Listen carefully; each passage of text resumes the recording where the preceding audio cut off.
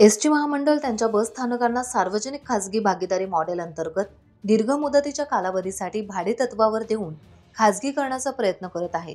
महामंडळाच्या या धोरणाचा निषेध करत ठाणे शहर काँग्रेसच्या वतीने ठाणे रेल्वे स्थानकाजवळील बस डेपो येथे आंदोलन करण्यात आले। यावेळी एसटीचे खासगीकरण करू नका, एसटीच्या मोक्याच्या जागा हडप करू नका अशा घोषणा आंदोलनकर्त्यांनी दिल्या। ठाणे शहर काँग्रेसचे अध्यक्ष विक्रांत चव्हाण यांनी एसटी आगार खासगीकरणासह आगारातील खड्ड्यांचं साम्राज्य, स्वच्छतागृहांची दुरावस्था, बसण्यासाठी योग्य व्यवस्था नसणे, महामंडळाच्या कार्यालयाची दुरावस्था याकडे एसटी प्रशासनाचं लक्ष वेधलं। यावेळी काँग्रेसच्या वतीने सिमेंट मिक्सर वाहने आणून कॉन्क्रिटीकरण करत आगारातील खड्डे बुजवण्यात आले। पालीतील सरसगड किल्ल्यावरून पडून एक तरुण गंभीर जखमी झालाय। निखिल कदम असे या तरुणाचे नाव असून तो मूळचा सातारा येथील आहे आणि पुणे येथे नोकरी करतो। सह्याद्री वन्यजीव रक्षणार्थ सामाजिक संस्थेचे सदस्य, स्थानिक आपदा मित्र, पोलीस आणि पालीतील नागरिक या ठिकाणी लागलीच पोहोचले आणि या तरुणाला प्राथमिक उपचार देण्यात आले। तरुणानेही खूप सहकार्य दाखवले। रात्री 9:15 वाजता किल्ल्यावर निखिल कदम याला खाली आणण्यात आले आणि पालीतील प्राथमिक आरोग्य केंद्रात उपचार करून पुढील उपचारांसाठी कामोठे पनवेल येथील MGM हॉस्पिटलमध्ये नेण्यात आले आणि तेथून पुढील उपचारासाठी मुंबईतील हिंदुजा रुग्णालयात नेण्यात आले आहे।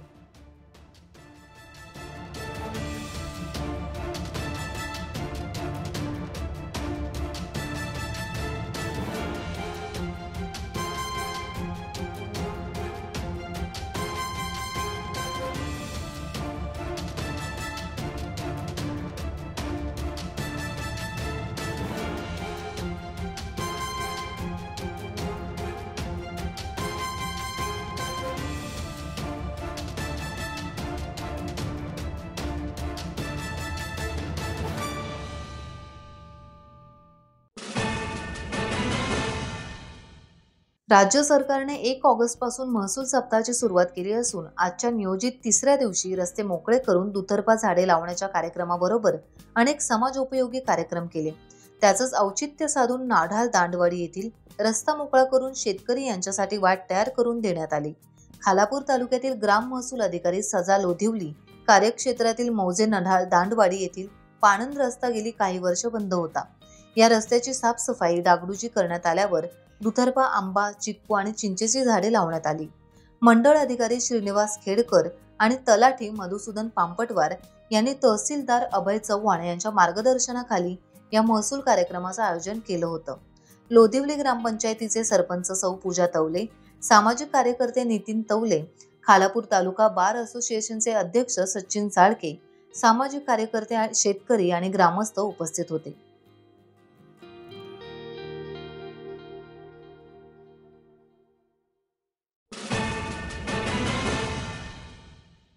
दापोली पंचायत समितीच्या शिक्षण विभागाने दापोली तालुक्यातील जिल्हा परिषदेच्या शाळेत शिक्षणाचे धडे गिरवणाऱ्या गुणवंत विद्यार्थी तसेच शाळांचा गुणगौरव सोहळा राज्याचे गृह, महसूल, ग्रामविकास आणि पंचायत राज, अन्न नागरी पुरवठा आणि ग्राहक संरक्षण, अन्न आणि औषध प्रशासन राज्यमंत्री योगेश कदम यांच्या उपस्थितीत मोठ्या उत्साहात पार पडला।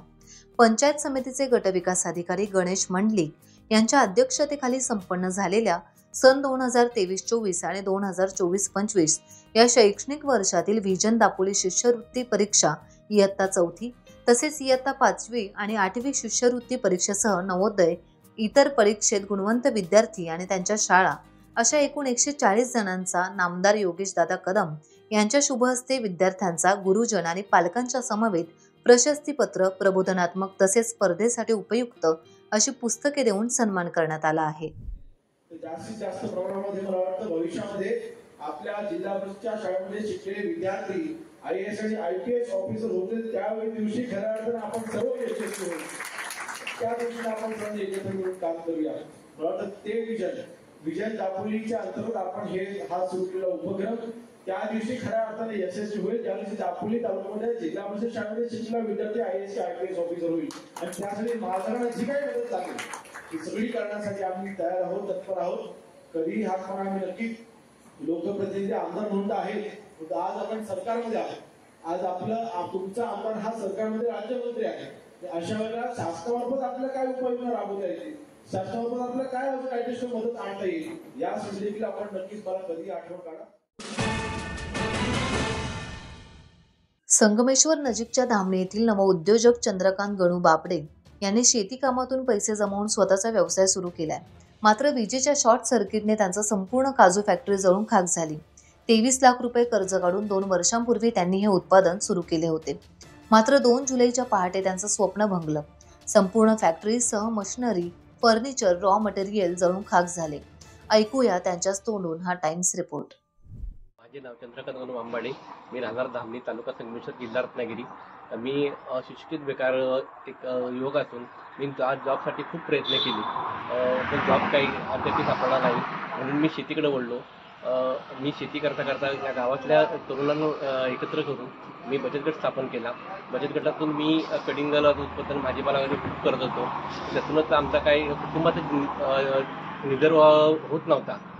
त्या खर्च काय भागायचं नाही म्हणून आम्ही मग कृषी विभागाकडे गेलो. कृषी विभागाकडनं योजनेची माहिती घेतली. सूक्ष्म अन्न प्रक्रिया म्हणून पंतप्रधानांची योजना होती, त्या योजनेचा आम्ही अप्लाय केला आणि आम्हाला 23 लाखाचं लोन आम्हाला पास झालं. त्यानंतर हे आम्ही कुटुंब आमचं व्यवस्थित चालत होतो. जवळजवळ आम्ही 1.5 वर्ष व्यवसाय हा करत होतो. आज ह्या आमच्या काजू फॅक्टरीला आज खरं इथं शॉर्ट सर्किटमुळं आग लागलेली आहे. ही आग एवढी भयंकर होती की त्याची तीव्रता पण खूप येत होती, परंतु आम्ही काहीच करू शकलो नाही. आग विझवण्यासाठी आम्ही देऊळ करून अग्निशमन दलाला पाचारण केलं. त्यानंतर मग 2-1 तासाच्या अनुषंगाने फरकाने इथं आग आटोक्यात आली. जवळजवळ 2 बंब अग्निशमन दलाच्या इथं लागले.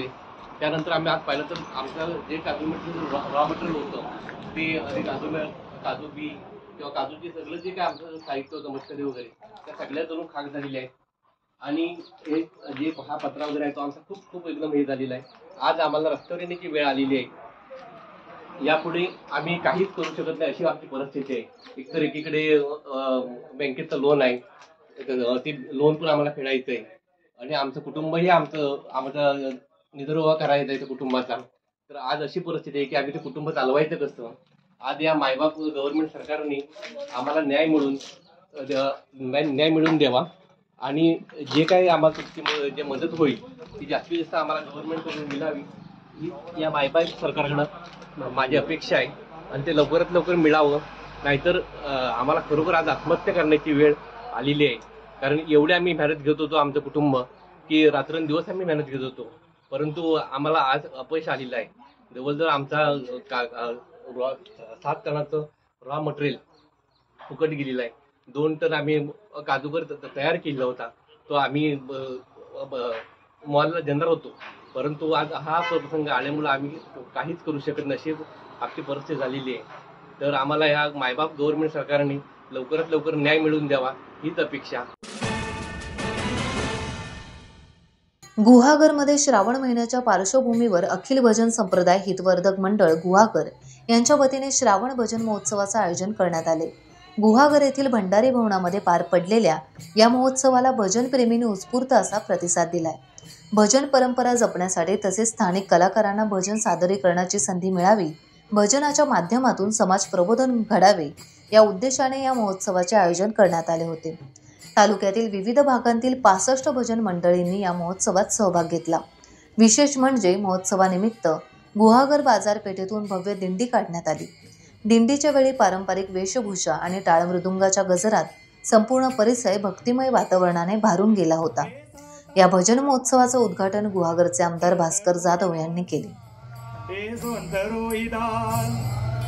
संत कबीरदास, संत रोहिदास, संत कबीरदास, ज्ञानोबा, ज्ञानोबा, ज्ञानोबा. मोठमोठे संत होऊन गेले. त्यांनी फक्त महाराष्ट्रातच प्रबोधन केलं असं नाही, जगाच्या पाठीवर जाऊन अनेक संतांनी देशामध्ये, जगामध्ये जाऊन जगाचं प्रबोधन करण्याचं काम आणि हिंदू धर्माची महती आणि महत्व आणि त्याचबरोबर हा हिंदू धर्म हा अनेकांना कशा पद्धतीने सामावून घेतो, त्याचा उदार दृष्टिकोन, त्याचं मन किती मोठं आहे हे सांगण्याचं काम या पूर्वीच्या सुद्धा साधू संतांनी अनेक वेळा केले. टाइम्स डिजिटलला लाईक करा, सबस्क्राईब करा, शेअर करा आणि बेल आयकॉन दाबायला विसरू नका. पाहत रहा टाइम्स डिजिटल.